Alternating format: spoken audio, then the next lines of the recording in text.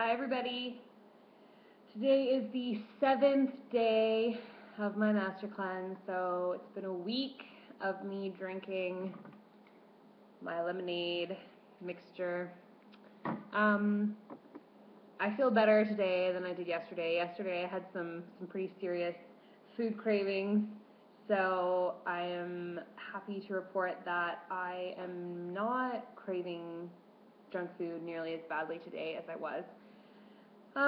So today is pretty much around the time that I gave up the last time I did my master cleanse.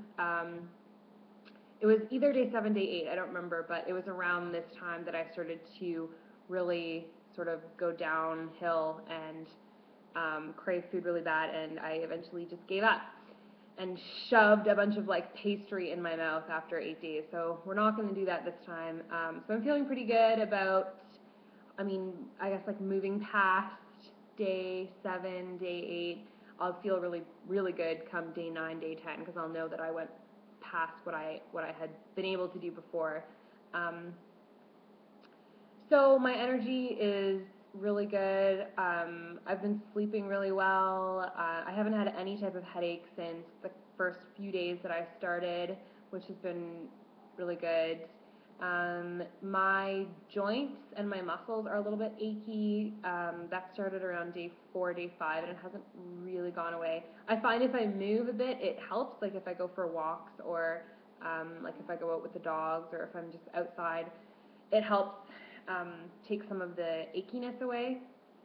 But yeah, so I do have a little bit of achiness. I didn't have any abdominal pain this morning at all. So I took my laxative tea last night. I drank the whole thing. This morning I woke up, I didn't have any type of abdominal pain. So that's really great. And it's been 7 days and I haven't eaten anything, and I'm actually starting to pass more food, or the most, or not food I guess, but build up in my system. I'm starting to pass it. Today I passed more, I think, than I have since I started the cleanse. So starting to work, my body is starting to break down some of the crap that my insides have been storing. So I'm happy about that, and I'm looking forward to shedding some of the toxins in my system. So I wanted to talk about a couple things today. One is called yeast die-off. So I've been talking about Canada quite a lot and yeast overgrowth.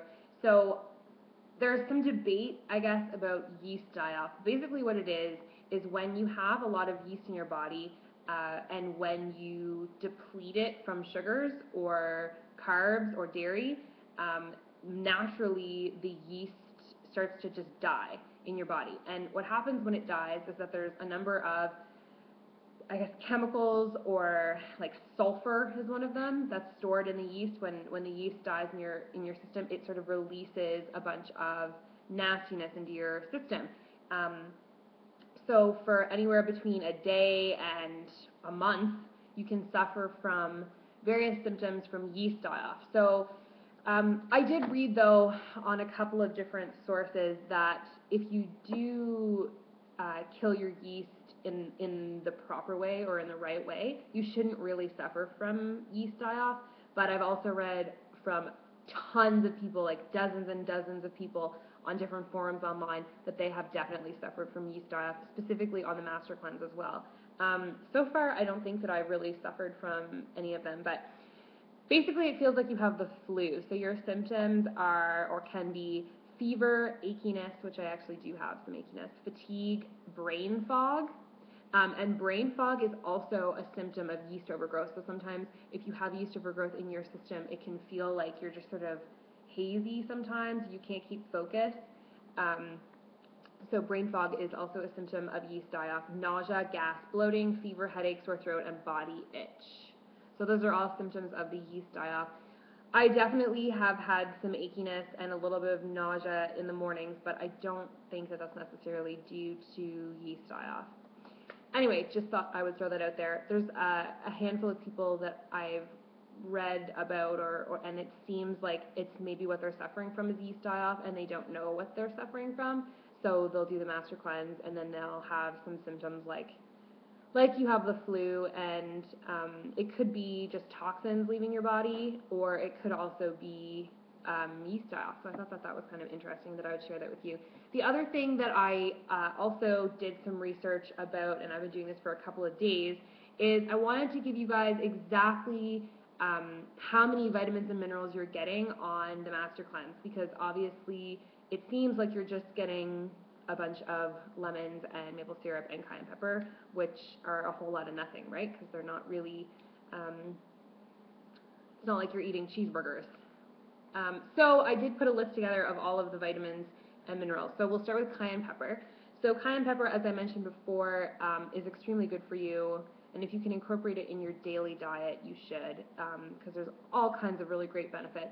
So it is considered to be an antioxidant, and it also has beta-carotene in it, which are both really, really great. And then in terms of vitamins, it has the amount of, okay, so what I'm about to tell you is the amount of cayenne pepper you're getting on the Master Cleanse, at least for me. So for me, what I'm getting every day, so I'm getting 100% of my vitamin A. So in one serving of cayenne pepper, so like a pinch of cayenne pepper, there's about 20% of your vitamin A in a day. So the amount that I'm drinking, I'm getting 100% of my vitamin A. I'm getting around 20% of my vitamin E. So in a serving, there's around 5%. So I'm getting around 20, maybe a little bit more, 30% my vitamin E from cayenne pepper. 20% of my vitamin C is coming from cayenne pepper. 20% of, oh gosh, I don't even know what that, maybe, oh, B vitamins. I'm also getting, and this is a really interesting one, cayenne pepper is, in one serving, has about 5% of your daily fiber. So I'm actually getting 20% of my daily fiber a day from the cayenne pepper. And then it also has a really rare, well, not really rare, but a somewhat rare vitamin, vitamin K, which I don't even think my multivitamin has in it. I'm getting 15% of my daily vitamin K from cayenne pepper. And then, so your maple syrup, you're getting 100% of your daily zinc, magnesium, manganese, calcium, and iron from the servings of maple syrup that I'm eating. There's also a number of different B vitamins found in maple syrup. It's a trace vitamin, so probably I would say 10% of my daily, maybe a little bit less than that. There's also amino compounds, magnesium, and thiamine. I don't know how to say that word.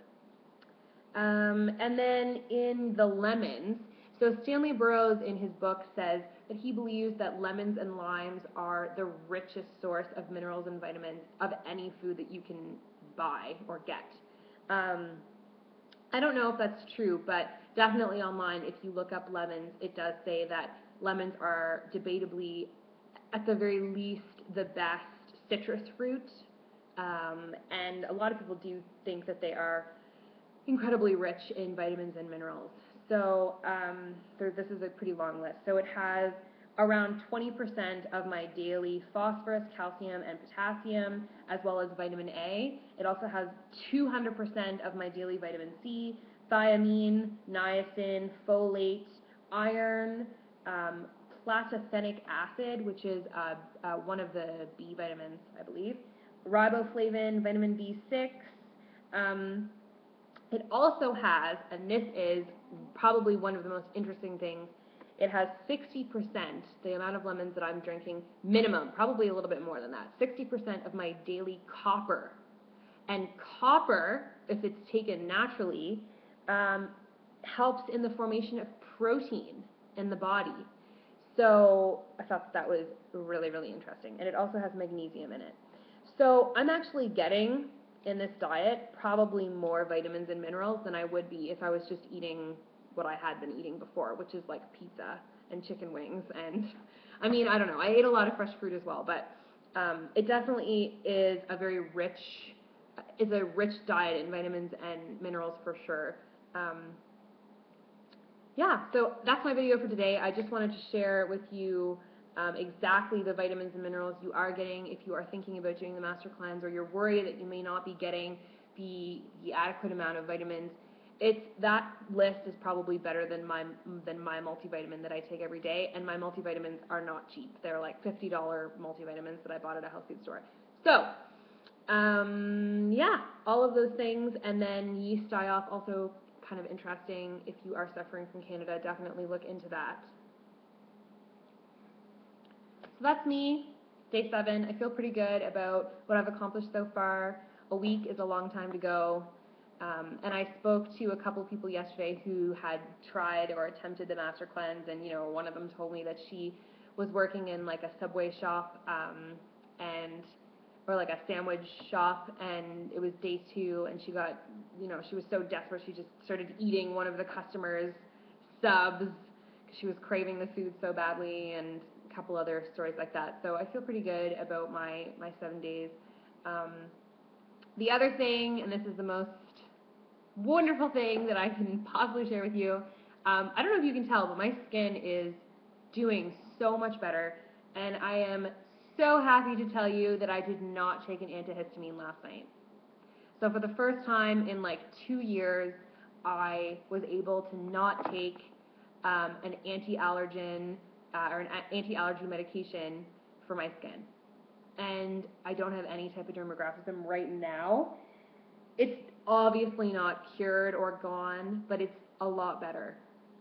And I don't want to like count my chickens before they hatch, as my boyfriend would say, but I definitely feel better. My skin feels a lot better, and I don't have any lines on my body at all right now. And I haven't taken any type of antihistamine in 36 hours, which is the longest I've gone since at least 2 years.